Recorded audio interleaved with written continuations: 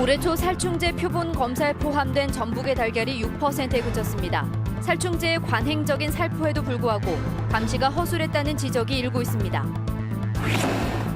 전북교육청이 학교 급식의 달걀 사용을 일시 중단하는 등 살충제 검출 파장이 커지고 있습니다.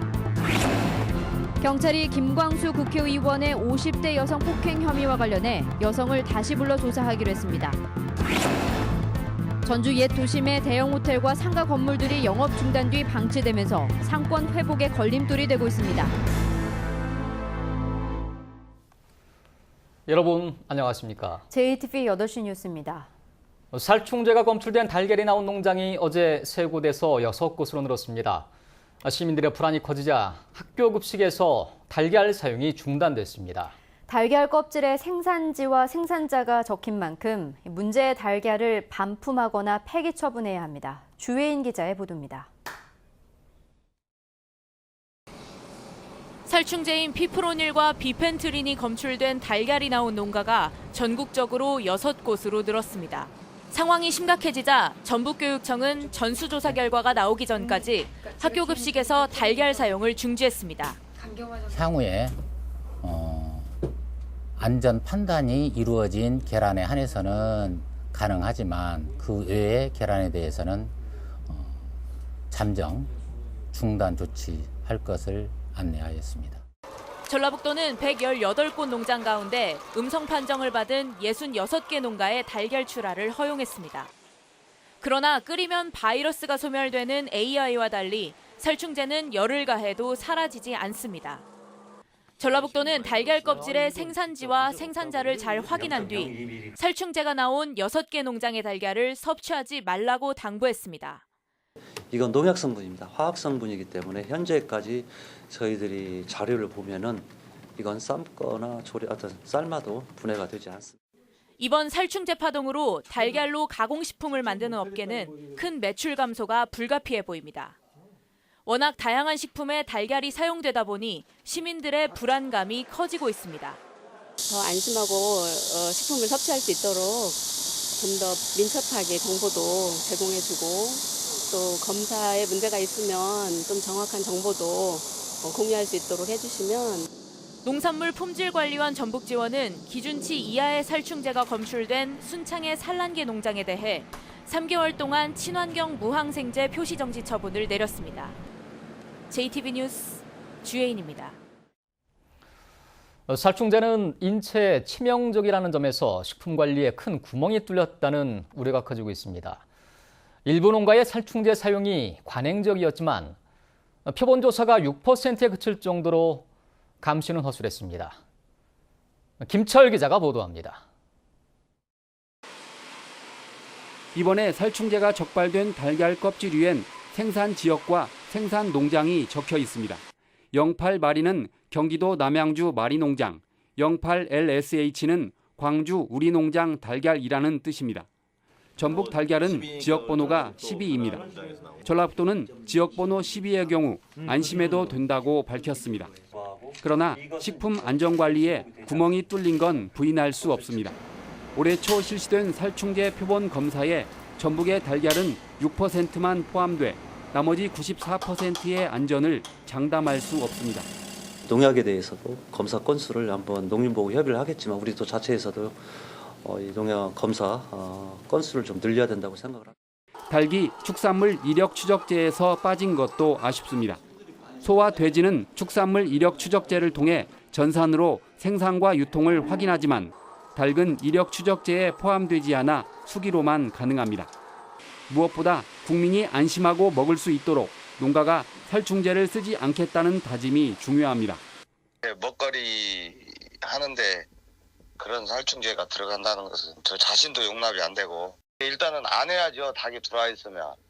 이와 함께 달걀 생산은 농림부가, 유통은 식약처가 관리하는 이원화 시스템도 개선이 시급해 보입니다. JTV 뉴스 김철입니다. 50대 여성을 폭행한 혐의로 국민의당 김광수 의원이 경찰 조사를 받고 있는데요. 이 폭행에 대한 정황은 적지 않지만 김 의원과 해당 여성은 폭행 사실을 부인하고 있습니다. 조만간 이 여성을 다시 조사하기로 한 경찰이 혐의를 입증할 수 있을지 주목됩니다. 보도에 정원익 기자입니다.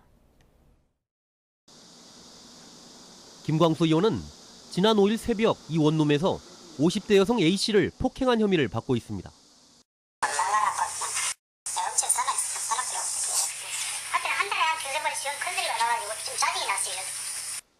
주민의 신고로 경찰이 도착하자 얼굴에 멍이 든 A씨는 살려달라며 도움을 요청했습니다. 방 안에서는 손에 피를 흘리고 있는 김 의원과 함께 흉기가 발견됐습니다.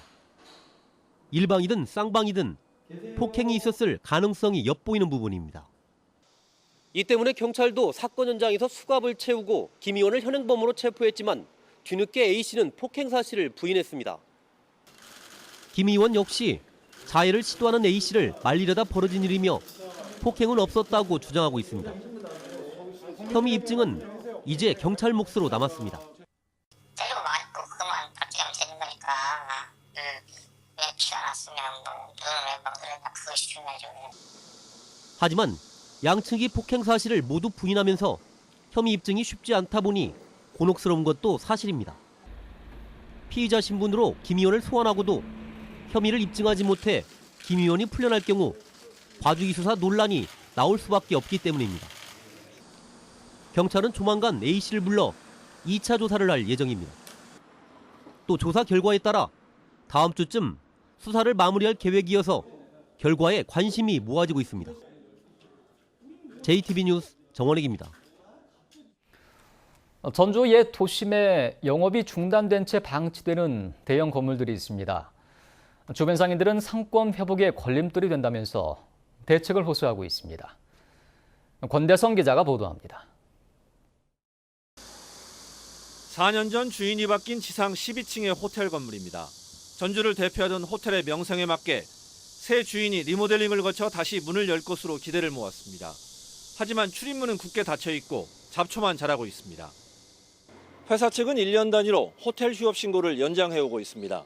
전주시는 호텔 운영 등 별다른 건물 활용 계획은 없는 것으로 파악하고 있습니다. 배사 쪽에 중심을 두고 있는 것 같습니다. 리모델링이나 그쪽 진행할 의사는 없습니다. 전주 옛 도심 상권을 이끌었던 옛 전주백화점 건물. 1999년 부도 이후 주인이 여러 차례 바뀌는 부침을 겪다가 상권의 길목에 있지만 3년 전부터 방치되고 있습니다. 주변 상인들은 차 없는 거리와 전라감형 복원 등으로 기대되는 옛 도심 상권 회복에 걸림돌이 된다고 말합니다. 공공 목적으로 사들이는 등 전주시의 적극적인 개입을 요구하는 목소리까지 나옵니다. 시에서 빨리 어떤 매입을 하든지 임대를 해서 또 관에서도 사용하고 민도 사용하고 해야지 이 주변이 활성화가 될 걸로 생각합니다. 전주시는 기본적으로 사유재산인 탓에 개입할 여지가 없다는 입장이어서 단기간에 해법을 찾기는 쉽지 않아 보입니다. JTB 뉴스 권대성입니다. 국민의당이 전당대회를 10여일 앞두고 국회에서 원외 지역위원장 협의회가 주최한 당대표 후보자 토론회를 개최했습니다. 정동영 의원을 비롯한 4명의 후보들은 자신이야말로 위기에 처한 당을 혁신해서 내년 지방선거를 승리로 이끌 적임자라며 지지를 호소했습니다. 보도에 이승환 기자입니다. 정동영 의원은 자신이 대표가 되면 당의 속도와 방향이 달라질 거라고 말했습니다. 신속하게 국민이 원하는 개혁을 하고 개헌 정국을 주도하는 게 내년 지방선거의 필승 전략이라는 겁니다. 신속하고 마감성 있게 결정을 내리고 아래로 국민의 삶 속으로 치고 들어가는 그 속에서 살아나게 될 것입니다. 논란 속에 출마를 강행한 안철수 후보는 지난 경험을 거름삼아 당을 위기에서 구하겠다고 말했습니다. 지난 1년간 동안 당을 이끌어오면서 그리고 또 그 지난 대선 과정에서 못했던 부분들 철저하게 저도 반성하고 제대로 고치겠다는 각오를 하고 있습니다. 이현주 천정배 후보도 입을 모아 당의 혁신과 당원들과의 소통을 강조하며 지지를 호소했습니다. 앞선 TV 토론회에서 안철수 후보에게 출마 자체에 대한 비판이 집중된 데 이어 이번엔 대선 때 갑자기 사드 반대 당론을 바꾼 것과 사당화에 대한 비판이 잇따랐습니다. 책임 문화가 저는 됐다면 우리 안 후보님께서도 이번에 말하자면 대선 패배와 관련해서 좀 다른 판단을 하셨으리라고 생각합니다. 현재 국민의당 대표 선거는 안철수 후보가 가장 앞서 있고 정동영 후보가 천정배 후보에 비해 우세한 것으로 관측되고 있습니다. 24만 명의 당원 가운데 절반이 호남인 만큼 안 후보가 1차에서 과반을 얻지 못해 안철수, 정동영 구도로 2차 결선을 치르면 정 후보에게 승산이 있다는 분석도 나오고 있습니다. 위기에 몰린 국민의당의 회생 가능성을 가늠할 수 있는 전당대회는 오는 27일 국회 의원회관에서 진행됩니다. JTB 뉴스 이승원입니다. 새만금과 폴란드 그단스크가 경쟁하고 있는 2023 세계 잼버리 대회 개최지가 우리 시간으로 오늘 밤에 결정됩니다. 세계 스카우트 연맹은 우리 시간으로 오늘 밤 10시쯤 아제르바이잔에서 총회를 열어 168개 회원국의 투표로 2023 세계 잼버리의 개최지를 결정할 예정입니다. 지난 14일에 아제르바이잔에 도착한 새만금 유치단은 각국의 대표단을 상대로 막바지 득표 활동을 펼치고 있습니다. 삼성의 새만금 투자 무산을 조사해온 전라북도의회 진상조사특별위원회가 삼성의 새만금 투자 협약은 LH 유치 무산에 따른 민심 달래기용으로 보인다고 결론 내렸습니다. 조사특위는 지난 2월부터 6개월 동안 조사한 결과 삼성의 새만금 투자 계획이 구체적이지 않고 투자 협약이 서둘러 체결된 점 등으로 미뤄 LH 이전 무산에 따른 성남 민심을 달래기 위해 총리실이 주도해서 만든 정치적인 쇼로 해석된다고 밝혔습니다. 조사특위는 그러나 총리실 등 중앙부처와 민간 기업인 삼성에 대한 조사가 어려웠고 관련 자료가 부실해 진실을 밝히는 데 한계가 있었다고 인정했습니다. 정부가 공공기관 채용 때 출신지와 학교를 따지지 않는 이른바 블라인드 채용을 확대하기로 해 혁신도시 지역인재 채용 비율이 후퇴하진 않을까 우려됩니다. 국토교통부는 현재 13%가량인 혁신도시 공공기관의 지역인재 채용 비율을 30%까지 높이는 방안을 검토 중이지만 정부의 블라인드 채용 확대 방침이 발표돼 인사정책에서 큰 혼선을 빚고 있습니다. 이에 따라 지역 인재들만 따로 응시하는 채용 절차를 준비하거나 혁신도시 공공기관에 한해 블라인드 채용을 제외하는 방안을 검토해야 할 것으로 보입니다. 시국미사 발언으로 고발된 천주교 정의구현 사제단 박창신 원로 신부가 3년 9개월 만에 혐의를 벗었습니다. 전주지검 형사 3부는 지난 2013년 11월 군산에서 열린 시국미사에서 북한의 연평도 포격을 옹호하는 듯한 발언을 해 국가보안법 위반 혐의로 고발된 박 신부에게 무혐의 처분을 내렸습니다. 검찰은 박 신부의 발언이 북한의 주장과 합치되는 것도 있지만 우리 사회 전반에 대한 문제점을 지적하며 더욱 살기 좋은 세상을 만들자는 내용이 포함돼 명백한 이적 동조 행위라고 보기 어렵다며 불기소 처분 이유를 밝혔습니다. 전북은 오늘 대부분 지역에 5mm 안팎의 비가 내렸습니다. 이번 비는 내일까지 동부 내륙 지역에 10에서 30mm, 그 밖의 지역에서 5에서 30mm가량 더 내리겠습니다. 내일 낮 최고 기온은 30도 안팎을 보이겠습니다.